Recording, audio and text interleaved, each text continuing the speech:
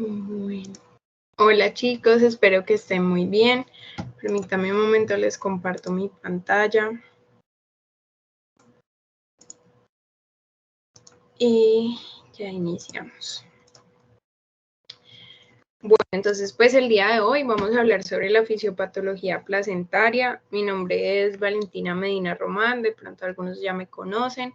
Yo soy codirectora académica del grupo de Obgyn. Me encuentro en 10º semestre y pues esta charla hizo parte de nuestro taller de placenta que se llevó a cabo el 12 de febrero. Sin embargo, por cuestiones de tiempo no se pudo realizar esta charla presencialmente, por lo cual se está dejando esta grabación para ustedes. Entonces, ¿qué debemos saber sobre la placenta? Este es un órgano vital, indispensable en el embarazo y va a cumplir varias funciones dentro del desarrollo embrionario. Entonces, pues la placenta va a tener unas funciones endocrinas, va a facilitar la nutrición y el crecimiento fetal y también va a regular su metabolismo, dado que va a cumplir funciones como para nosotros en este momento lo hace el pulmón, el riñón, el intestino. Y ya todo esto lo vamos a ir viendo más adelante, más profundidad.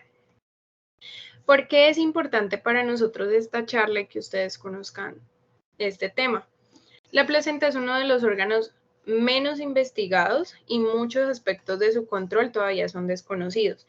Generalmente cuando ustedes hayan pasado por un parto o pasen a un parto, van a notar como generalmente es un tejido superfluo, solo se mira que no vaya a tener alguna alteración macroscópica, cosas muy generales, que el cordón esté bien, que tenga sus vasos y ya, si todo está bien, simplemente lo desechan y lo tiran a la basura.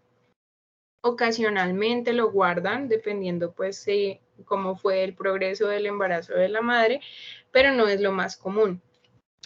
Además, la placenta también va a tener un patrón genético diferente al embrión. Esto está dado que en la embriogénesis, la placenta y el embrión tienen dos linajes diferentes. La placenta va a surgir del trofoblasto y el embrión del embrioblasto. Entonces, esto causa que ellos, a pesar de que tienen un desarrollo consecutivo, pues siempre tienen una información genética distinta. ¿Qué nos interesa sobre todo? Que al conocer la patología placentaria, generalmente nos va a permitir entender las anomalías del recién nacido o patologías neonatales. Y ya al entenderlas, también vamos a poder prevenirlas o incluso desarrollar un tratamiento si es posible. Que esto pues también ayudará a las madres a tener un poco de tranquilidad sobre todo este proceso. Además, pues realizar un examen detallado nos va a permitir una mejor visión de la vida prenatal y sus posibles perturbaciones, dado que la placenta también la podemos observar durante las ecografías que se realizan y bueno, demás exámenes de la gestación. Entonces, iniciemos hablando del desarrollo. La placenta, cuando el óvulo y el espermatozoide se fecundan, comienzan a formar el embrioblasto y este embrioblasto debe hacer todo un viaje desde las tubas a llegar al endometrio. Es aquí cuando el embrioblasto y el trofoblasto que se venía generando en el momento en que se implantó, se va a unir al endometrio y acá es donde vamos a iniciar el desarrollo placentario. ¿Qué es lo primero que sucede? Entonces, este trofoblasto, que es parte del tejido que va a venir formando el bebé, va a unirse acá al endometrio y esta región del endometrio se va a comenzar a diferenciar a la decidua basal. Y este trofoblasto comienza a formar estas lagunas trofoblásticas que pues tienen ya como la sangre fetal que se va a empezar a formar. Y esta invasión es la primera parte en la que comenzamos a tener todo este desarrollo placentario. Después de esto, en la segunda semana, se van a comenzar a formar estas vellosidades primarias. Estas vellosidades primarias están constituidas por dos tipos de células. Van a tener el citotrofoblasto, que va a estar en el medio, ellos tienen una alta mitosis, y en su alrededor van a estar el sincitiotrofoblasto.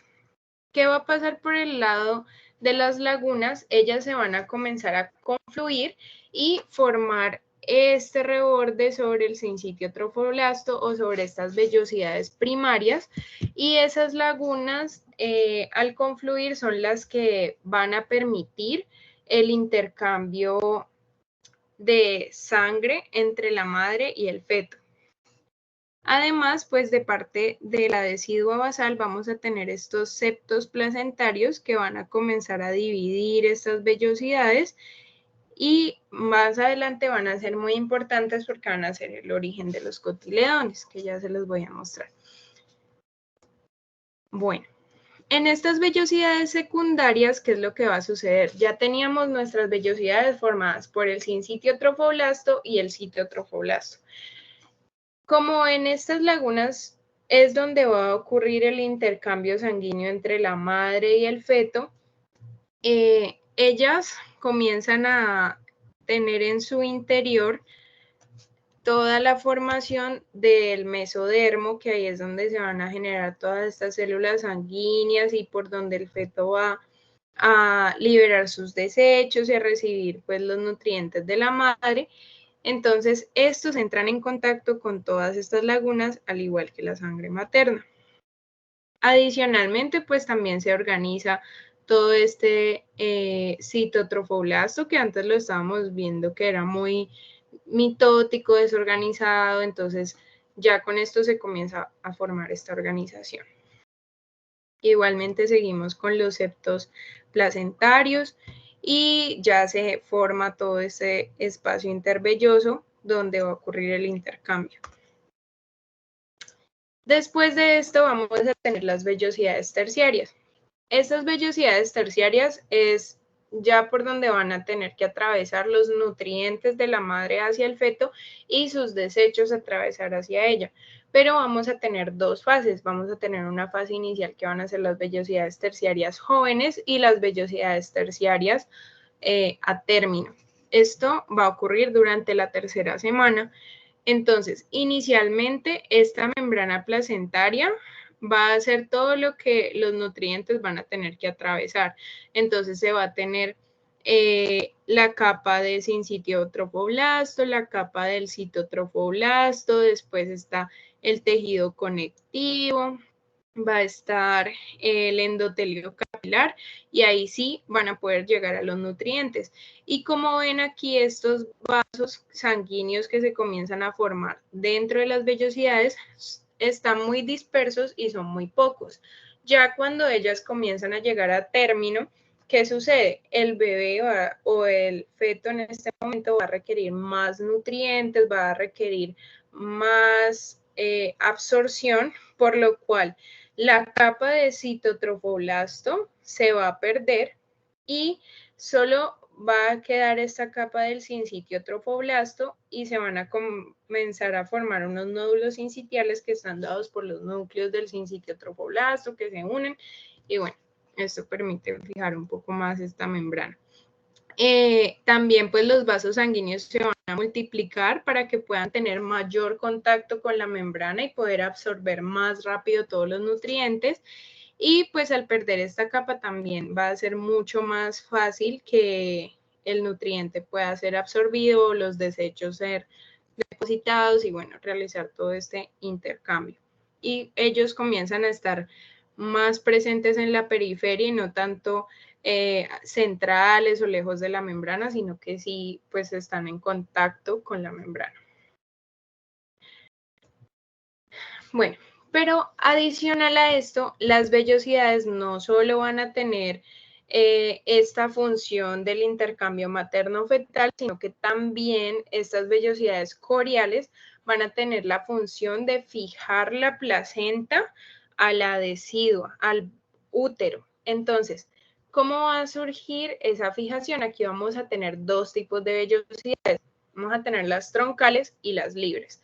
Entonces, Las vellosidades troncales, que es esta que estamos viendo aquí, son las que van a formar la unión con el útero de la madre con la decidua basal. Esta unión la van a realizar, esta imagen de acá es como tomando más cerca esta entrada inicial.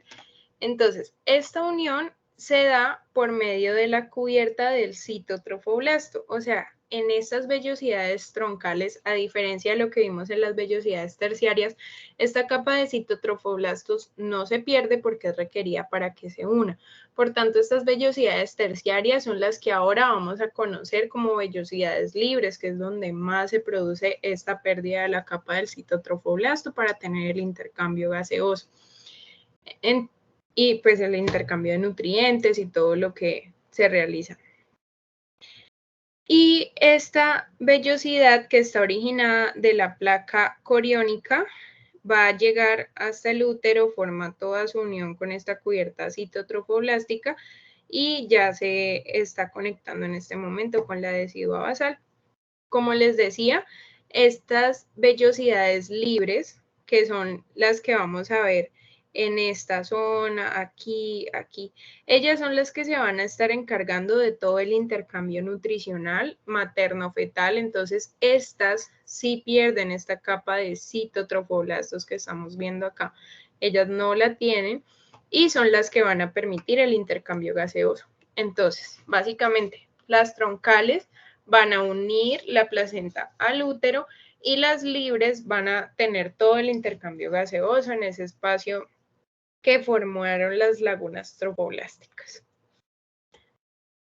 Ya, ¿cómo va a ser la morfología de la placenta cuando llega a término? Entonces, la placenta cuando llega a término, en esta imagen pues no se ve tan bien toda la conexión, aquí sí, pero nos sirve para una representación.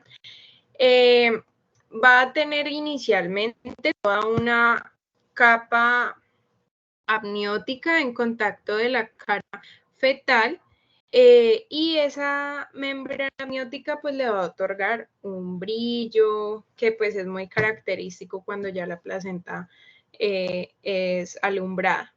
También pues vamos a tener el cordón umbilical y todos estos vasitos hacen parte de la placa coriónica, que fue la que vimos ahora, de donde surgían todas las vellosidades troncales. Entonces todos esos vasitos forman ya el corión o toda esta placa coriónica y después de eso vamos a tener todo el espacio intervelloso con los cotiledones. Estos cotiledones ya hacen parte de la cara materna de la placenta que están formados por estos septos placentarios que se fueron haciendo en la decidua basal. Estos cotiledones básicamente están formados por todos estos vellosidades troncales y las vellosidades libres, entonces por eso se van viendo a mayor cantidad cuando el desarrollo placentario está creciendo. Es uno de los signos de una placenta madura. Entonces, pues acá vamos a poder ver lo mismo. La idea es que acá tenemos toda la decidua basal, estamos viendo todos los septos con sus cotiledones formados. Posterior a esto, digamos, estaría como toda la placa coriónica que está en contacto con esta cavidad coriónica y ya posterior a ello seguiría el amnio, solo que en esta imagen está un poco bastante separado, pero pues ya es como la forma en que se daría esta morfología de la placenta. Bueno, ¿qué funciones va a tener la placenta?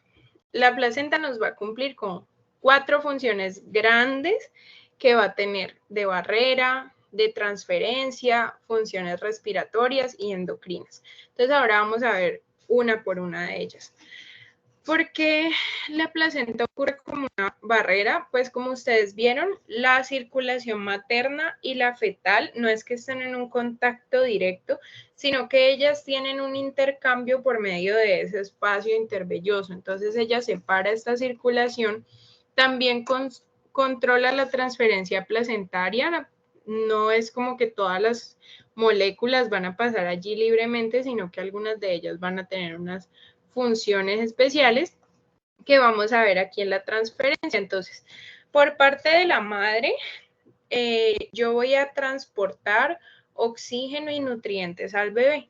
Y de parte del bebé se va a hacer el transporte del CO2 y todos los desechos metabólicos, que por eso es que les digo, también va a cumplir todas las funciones intestinales y del riñón y pulmonares, entonces por eso tenemos todo ese intercambio allí.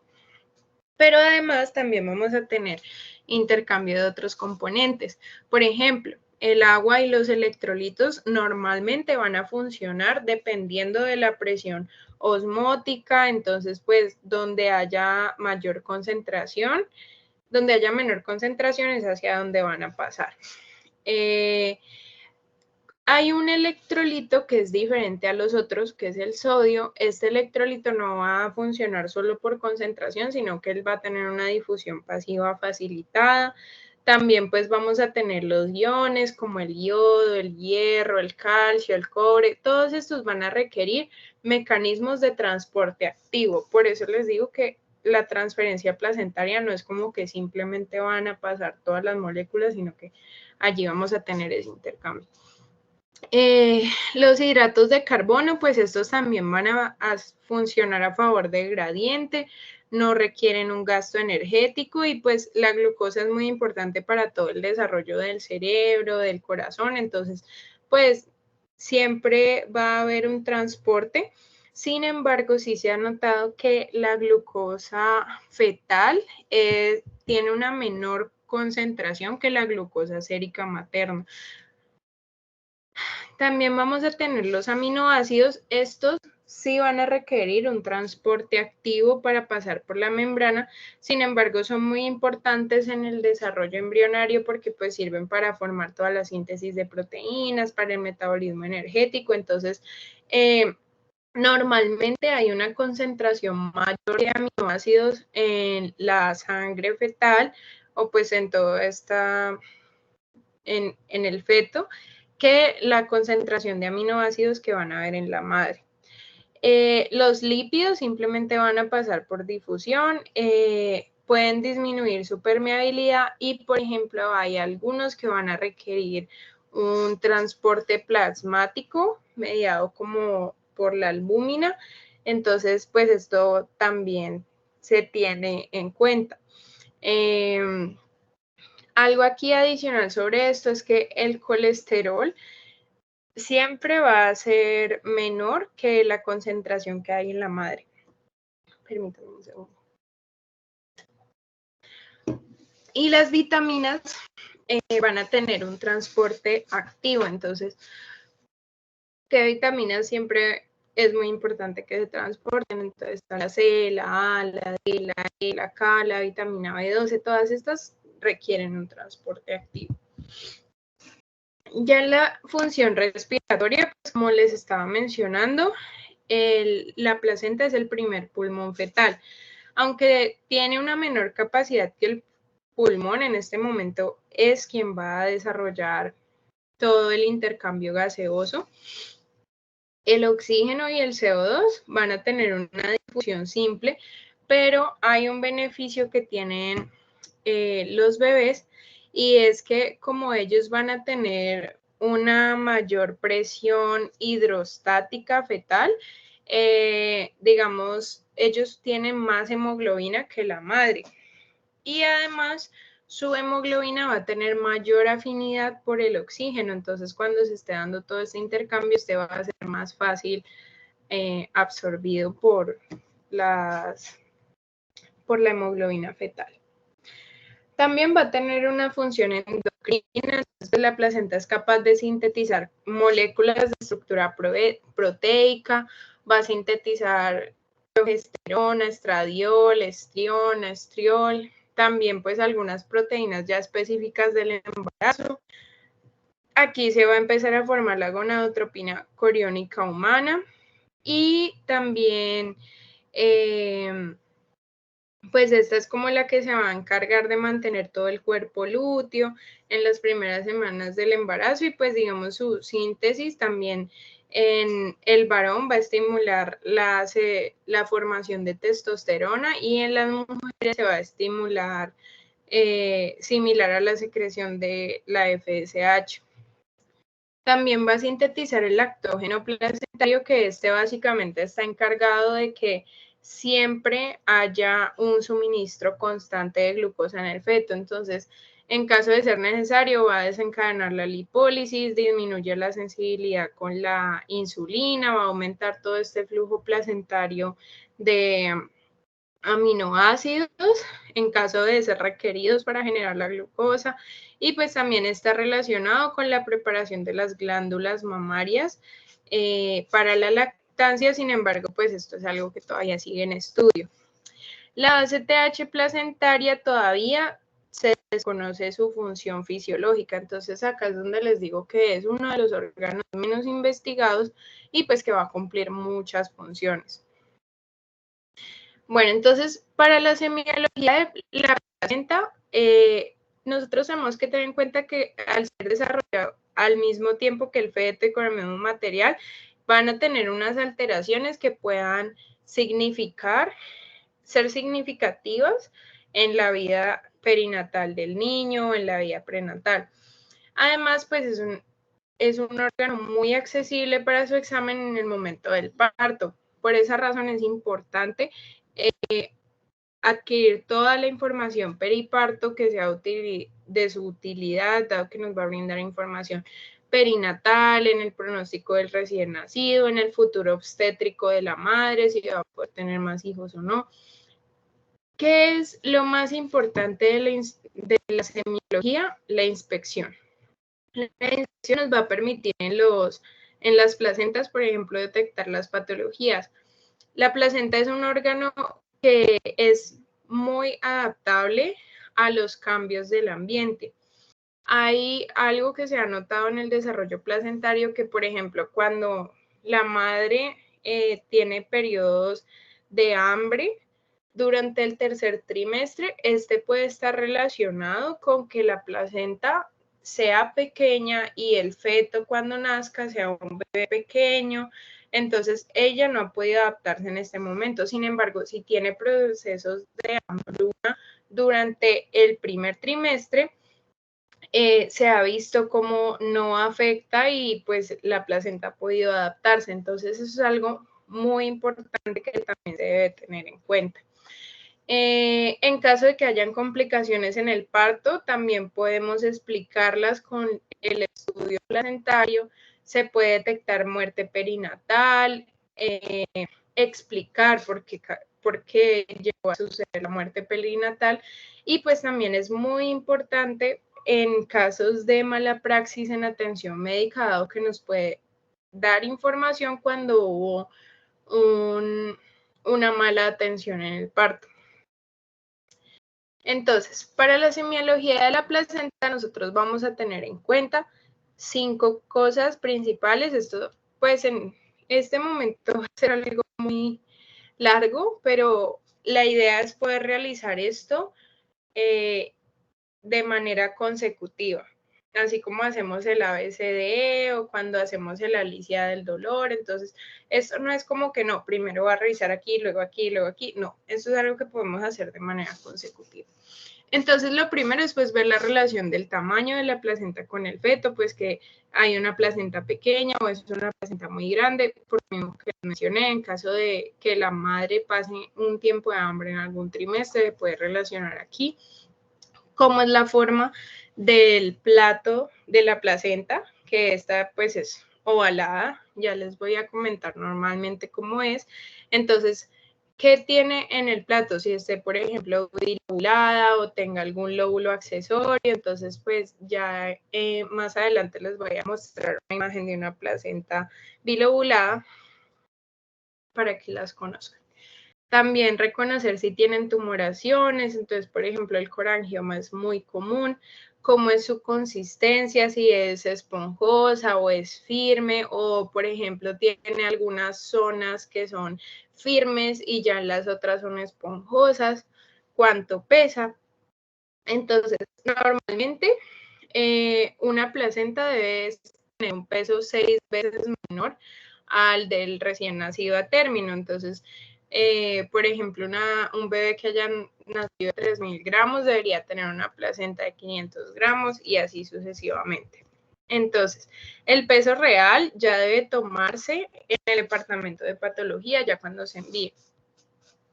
Digamos, las mayorías de las placentas son ovaladas y estas no deben tener lóbulos accesorios o ser bilobuladas, porque pues esto puede generar problemas en la retención de líquidos o que también no se dé un buen flujo sanguíneo, porque pues al ser bilobulada se va a llevar una zona de distribución de vasos a la segunda parte y pues de esta manera no se dé un buen intercambio. Y pues también estas deben ser esponjosas, no deben tener zonas firmes y pues no tener tampoco microvesículas o cosas allí agregadas. Las membranas, luego vamos a mirar entonces qué coloración tienen, si están verdes, amarillas, transparentes, cómo está en su consistencia, si son elásticas o son friables, en dónde están implantadas. Hay algunas implantaciones que son anormales, como por ejemplo la circunvalata, la circunvaginata, o pues que tenga una implantación normal. Normalmente las membranas deben ser transparentes y elásticas y su implantación debe rodear todo el plato. Si se mira por la cara fetal no deben verse cotiledones sin recubrimiento.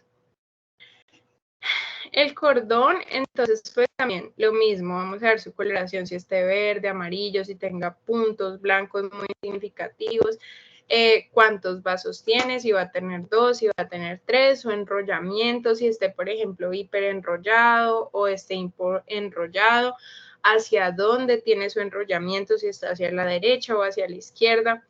En dónde se insertó el cordón en la placenta, porque pues hay algunas patologías de su inserción que se las voy a mencionar más adelante.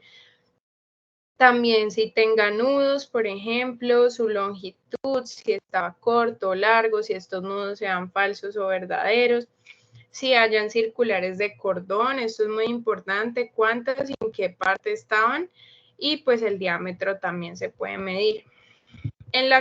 Digamos, el cordón normalmente debe ser blanco, homogéneo, debe tener 3 vasos al cortarlos, que debe contar con 2 arterias y una vena, y pues debe tener al menos 2 o 3 enrollamientos por cada 10 centímetros que tenga, todos hacia la izquierda.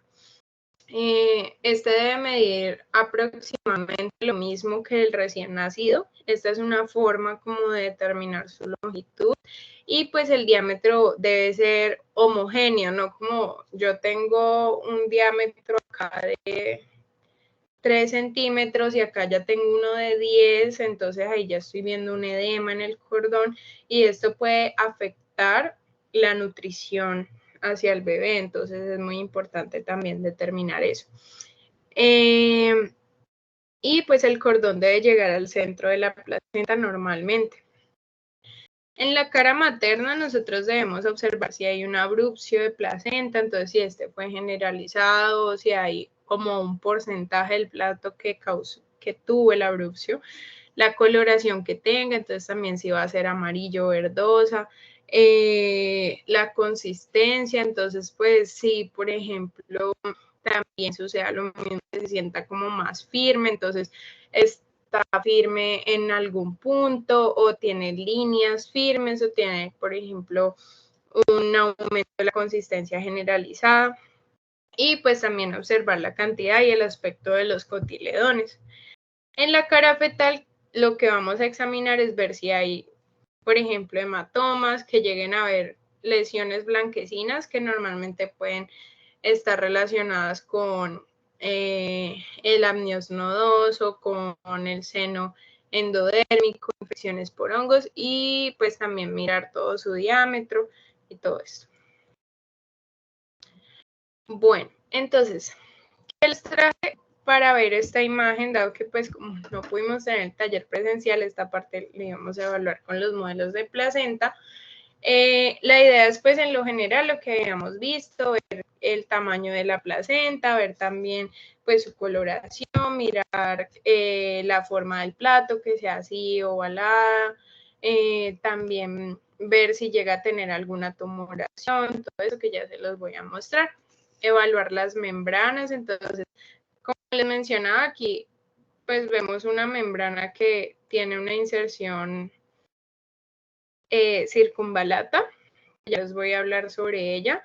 Entonces, pues aquí ya podemos ver como una alteración en la inserción de las membranas, verlas que sean así transparentes, yo poder ver su interior, o si estuvieran verdes o amarillas, pues reconocerlo también, porque pudo el bebé, por ejemplo, defecarse antes de nacer, entonces pues con esto ya sería una característica para UCI. También evaluarle el cordón, entonces pues que el cordón tenga una inserción central, o si ya va a tener alguna inserción diferente, pues describirla, ver si va a tener los enrollamientos, que ya también se los voy a mostrar, medirlo, todo esto. Entonces, eso es parte de la evaluación de la placenta.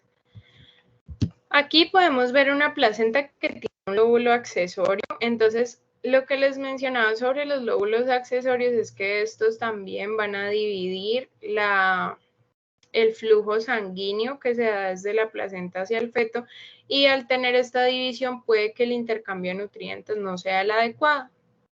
Acá podemos ver un corangioma, que pues es una tumoración en la placenta, entonces ya debería llevarse a estudio.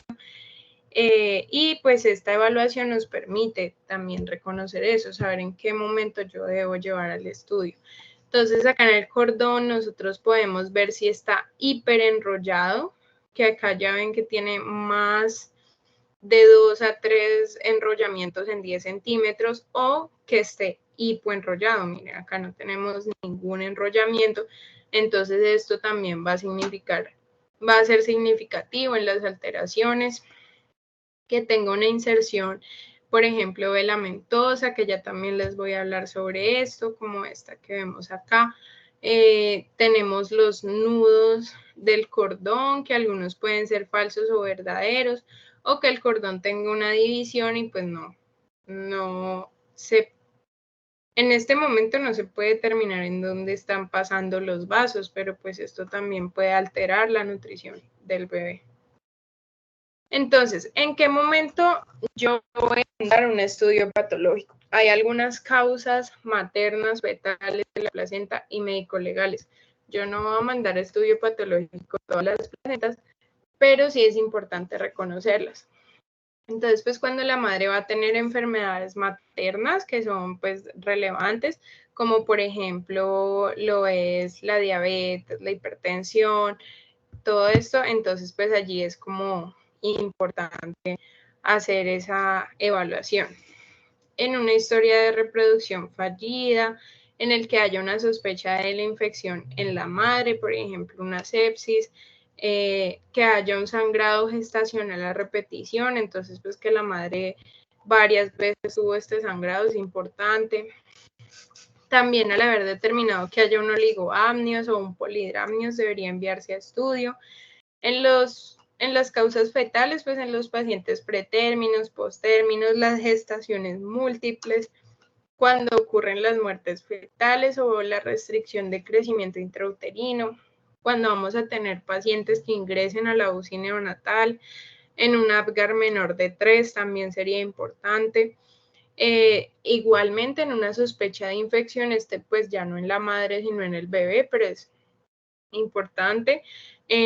Los fetos hidrópicos en el estado fetal insatisfactorio, que haya una impregnación meconial, cuando hayan anomalías congénitas mayores, por ejemplo, que el feto presente convulsiones. En las causas placentarias, pues cuando tengamos también una sospecha de infección, lo mismo que se determine por la madre o el bebé. En infartos de placenta, cuando hayan depósitos de fibrina en la cara materna, en un corangioma, en un abrupcio placentario, en alteraciones de la relación de peso feto-placenta, cuando haya una arteria umbilical única, en la impregnación meconial otra vez, en la atrofia vellositaria, en el apneos nodoso. Entonces, esas son unas características.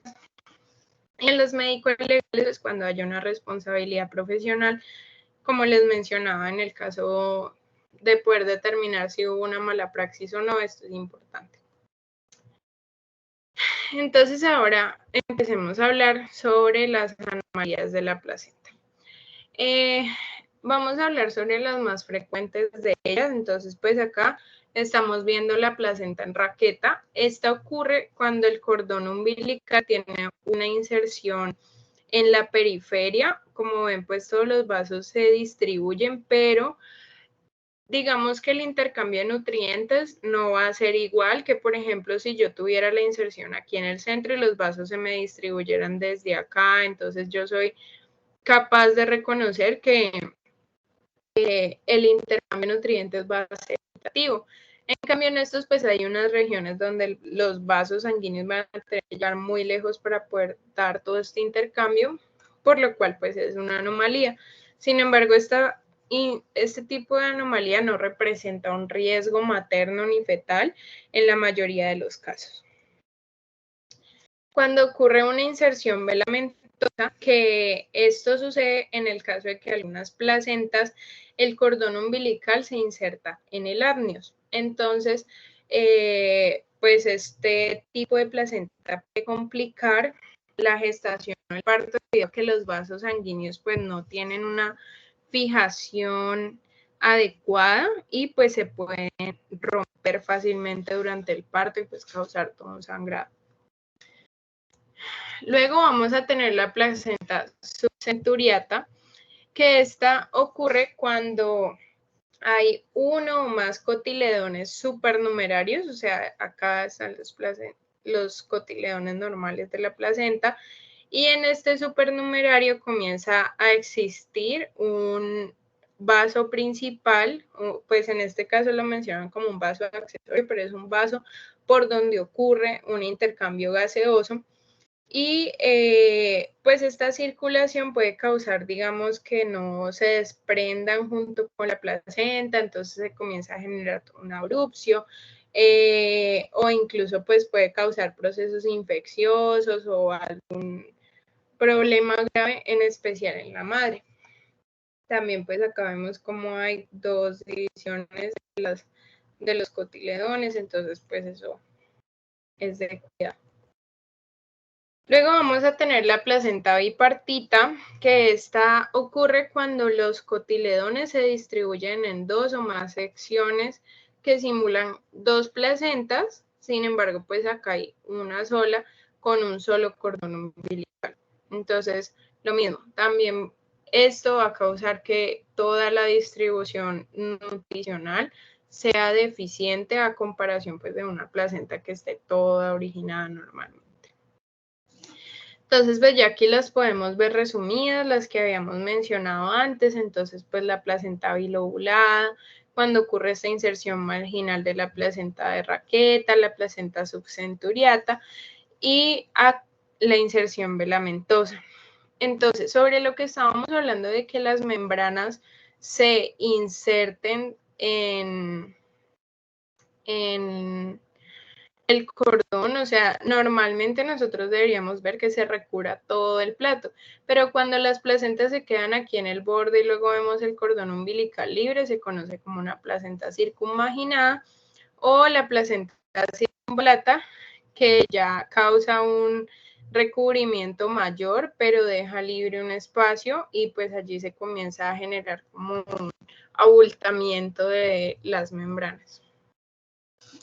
También tenemos el acretismo placentario, entonces pues esta es una alteración que ocurre en la proliferación del trofoblasto.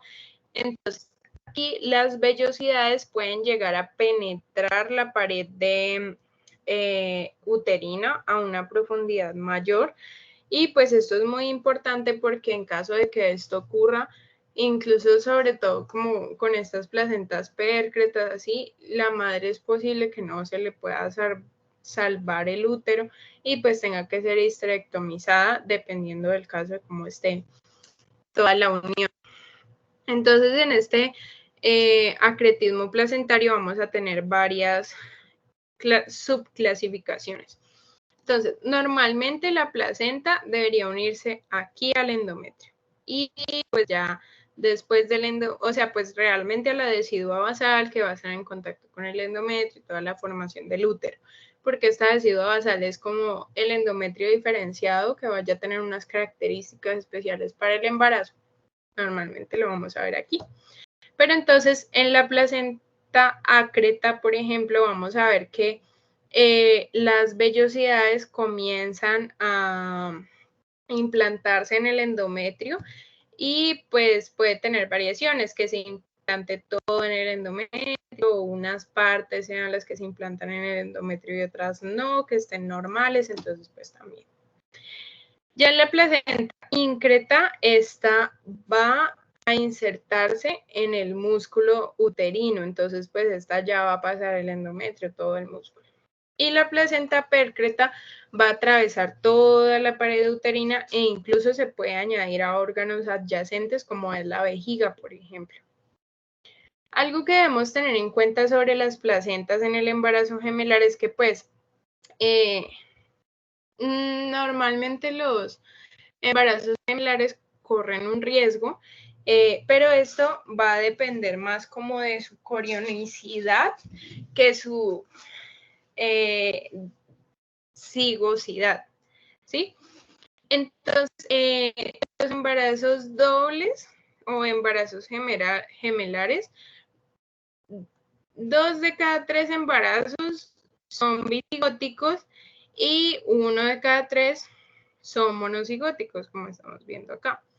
Entonces, desde el punto de vista obstétrico, esto es importante confirmarlo porque vamos a poder tener en cuenta si van a tener también 2 placentas o no, que ahí es donde vamos a conocerlas como bicoriales o monocoriales.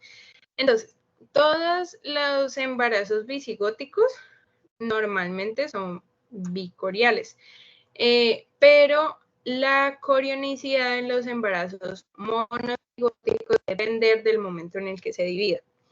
Si digamos la división de este cigoto ocurre al tercer día de la gestación, acaba a ocurrir una bicigosidad y una bicorialidad, que es lo que estamos viendo acá en estos gemelos disigóticos.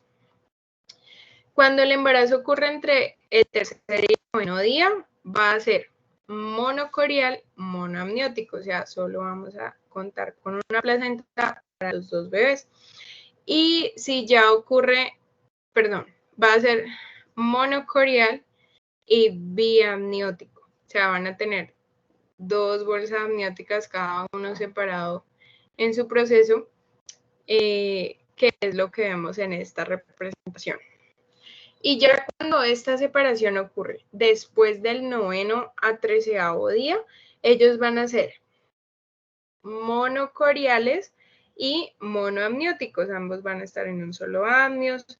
Y pues ya después del 13º día, allí comienzan a ocurrir también la fusión de los fetos. Entonces, ahí es donde conocemos, por ejemplo, los fetos siameses. Ese diagnóstico de la corionicidad se realiza mediante ecografía, ya pues cuando se observan unos signos que pues no hacen parte como de este componente, sin embargo pues se deben buscar los signos lambda, que es para saber si están los sacos amnióticos, un corión entre las membranas, como vemos acá. O también ver el signo de la T, que es el amnios funcionado sin corión en la base del saco. Entonces, pues, eso se observa más en los embarazos monocoriales monoamnióticos. También, digamos, en los embarazos triples pueden haber combinaciones, que esos pueden ser también tricoriales y amnióticos, o que tengan, por ejemplo, 2 placentas y 3 amnios, o también que tengan un bicorial triamniótico, o no sé, pueden haber muchísimas combinaciones distintas, que es importante estudiarlas porque a veces la nutrición fetal no sea igual para los 2 fetos y entonces uno comienza a ganar más nutrición, el otro no, o en uno se presenten patologías, en el otro no, entonces pues todo esto es importante valorarlo también.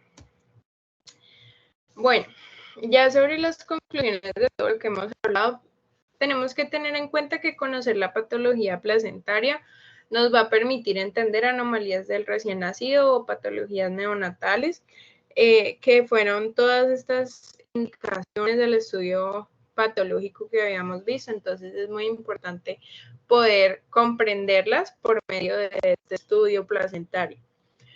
Todo el desarrollo placentario es determinante para el adecuado crecimiento del feto. Si la placenta no se desarrolla bien o tiene una mala inserción del cordón o, por ejemplo, tumoraciones o infartos o cualquier otra cosa, pues eso también va a alterar el crecimiento fetal. También pues la placenta va a permitir las funciones de nutrición y respiración del feto. Una semiología adecuada de la placenta nos va a permitir determinar cuando la placenta requiere un estudio histopatológico y así poder tratar a la madre o al recién nacido, que es el valor de poder entender cómo funcionan ellas. Y listo. Muchas gracias por haberme acompañado.